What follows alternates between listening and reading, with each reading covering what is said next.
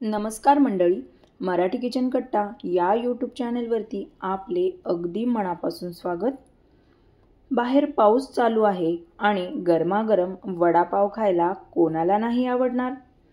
तर मी आज तुमच्यासोबत जी रेसिपी शेअर करणार आहे ती आपण बाहेर गाडीवर खातो ना, अगदी तसाच वडापावची रेसिपी मी तुमच्यासोबत शेअर करणार आहे। रेसिपी आवडली तर लाईक करा आणि जर चॅनलवरती नवीन असाल तर चॅनलला सबस्क्राइब करा। तर चला लगेच आपण व्हिडिओला सुरुवात करूयात। तर आपल्याला सगळ्यात आधी बटाटे उकडून घ्यायचे आहेत। तर मी इथे बटाटे उकडून घेतलेले आहेत। आता इथे मी मिक्सरचं भांडं घेतलेलं आहे। त्यामध्ये 7 ते 8 हिरव्या मिरच्या, लसूण, अद्रक आणि थोडेसे धणे आपल्याला घालायचे आहेत आणि हे आपल्याला बारीक असं मिक्सरला वाटून घ्यायचं आहे। तर अशा पद्धतीने मी इथे पाणी न घालता हे मिश्रण आपल्याला बारीक असं वाटून घ्यायचं आहे। हे पहा, अशा पद्धतीने आता आपण याला साईडला ठेवूया। तर इथे मी आता कढई गरम करायला ठेवलेली आहे। त्यामध्ये 2 ते 3 चमचे आपल्याला तेल घालायचं आहे। तेल छान असं गरम झालं की त्यामध्ये जिरे आणि मोहरी घालायची आहे। जिरे मोहरी छान अशी फुलली की त्यामध्ये बारीक कट केलेला कांदा घातलेला आहे। तर तुम्हाला कांदा नसेल आवडत तर तुम्ही कांदा स्किप केलात तरी सुद्धा चालेल, पण कांद्यामुळे खूप छान अशी वड्याला टेस्ट येते, त्यामुळे कांदा नक्की घाला।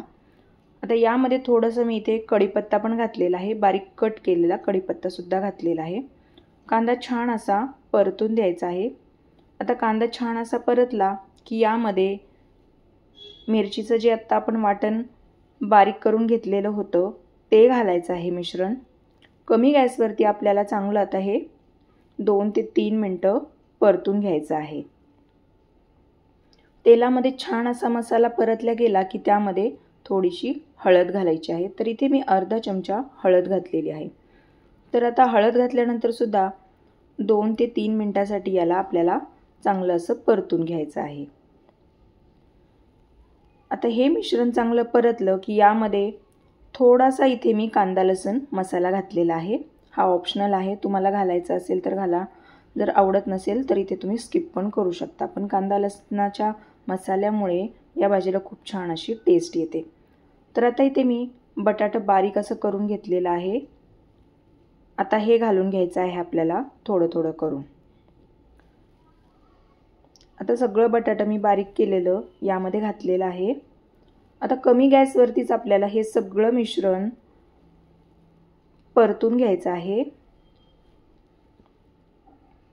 कमी गॅसवरती आपल्याला हे सर्व मिश्रण छान असं परतून घ्यायचं आहे।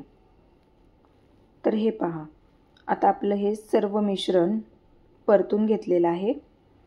आता यामध्ये चवीनुसार मीठ घातलेलं आहे। मीठ घातल्यानंतर सुद्धा चांगलं याला मिक्स करून घ्यायचं आहे आणि अगदी 2 ते 3 मिनिटांसाठी पण याला आपण परतून घेणार आहोत। तर ही भाजी खूप झटपट होते। तर या पद्धतीने बनवलेली भाजी तुम्ही ही डोशासोबत सुद्धा खाऊ शकतात, खूप छान लागते। आता यामध्ये बारीक कट केलेली कोथिंबीर घातलेली आहे। तर कोथिंबीर सगळ्यात शेवटी घालायची, त्यामुळे वड्याला खूप छान अशी टेस्ट येते। आता परत एकदा कोथिंबीर घातल्यानंतर याला चांगलं असं आपण मिक्स करून घेणार आहोत। तर हे पहा, तयार झालेली आहे आपली भाजी। आता आपण याला थंड होण्यासाठी साईडला ठेवूयात। तर आता इथे मी बेसन पीठ घेतलेलं आहे 1 वाटी। आता यामध्ये थोडीशी हळद घालायची आहे। हळद घातल्यानंतर इथे थोडासा ओवा घातलेला आहे आणि मीठ घातलेलं आहे। आता याला आपण चांगलं मिक्स करून घेऊयात आणि मिक्स केल्यानंतर यामध्ये थोडं असं पाणी घालून याला मिक्स करून घ्यायचं आहे, याचं बॅटर बनवून घ्यायचं आहे।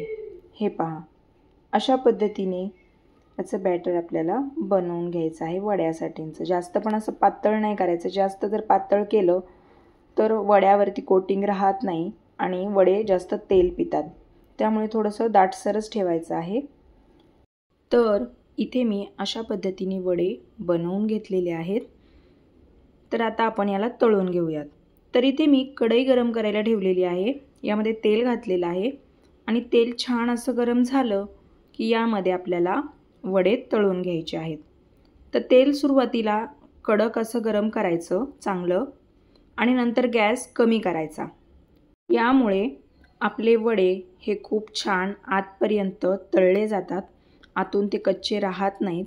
त्यामुळे नंतर कमी गॅसवरती छान असे लाल रंग येईपर्यंत मस्त वडे आपण तळून घ्यायचे आहेत. तर हे पहा, अशा पद्धतीने मी सगळे वडे तळून घेतलेले आहेत. तर आता आपण याला साईडला काढून घेऊयात. आता यामध्ये मिरच्या तळून घ्यायच्या आहेत. तर मी ते 5 ते 6 बारीक कट करून अशा मिरच्या घेतलेल्या आहेत. हे पहा, तर वडे आपले तयार झालेले आहेत. तर ही रेसिपी अगदी झटपट आणि कमी वेळेत कमी साहित्यात अशी होणारी आहे. तर आजची ही वडापावची रेसिपी तुम्हाला कशी वाटली मला कमेंटमध्ये नक्की कळवा. आणि व्हिडिओ जर आवडला असेल तर व्हिडिओला एक लाईक नक्की करा. आणि जर चॅनलवरती तुम्ही नवीन असाल तर चॅनलला सबस्क्राईब करा. तर चला पुन्हा भेटूया अशाच एका नवीन व्हिडिओसोबत. तोपर्यंत धन्यवाद.